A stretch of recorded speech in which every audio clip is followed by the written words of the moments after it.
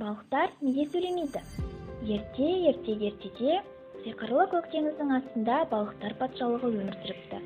Олар бір-бірімен өте тату-тәтті тұрыпты. Достықтарының еңбексүйгіштерінің арқасында басқа патшалықтарға да үлгі болыпты. Барлық патшалық балықтар патшалығына қызыға қарапты. Өйткені балықтар күндіз тынымсыз еңбек етіп, кешке көңілді сауық-сайран құрады екен. Олар теңіз бетіне шығып, әртүрлі ысқырмалар арқылы бидің түрлі тәсілдерін көрсетіпті. Би ырғағымен әртүрлі әуендер салыпты. Сол әдетпен тағы да балықтар теңіз бетіне шығып, ән салып, би билеп думандатады.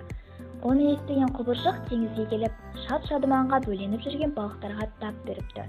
Көптеген балықтар құбыжықтың құрбаны болыпты. Ал қалғандары теңіз астындағы өз патшалықтарына қашып құтылыпты. Бірақ судан бері олардың ешқайсысы қатты қорыққаннан болар сөйлей алмай қалыпты. Одан кейін де қанша жылдар өтсе де сол сөйлемеген күйі сөйлемей қала беріпті. Бірақ балықтар сөйлемесе де бір-бірімен қанаттарының, құйрықтарының, желбезектерінің көмегімен түсінісетін болыпты. Міне, балықтардың неге сөйлемейтін сыры осындай оқиғалардың салдарынан ба деп ойлаймын.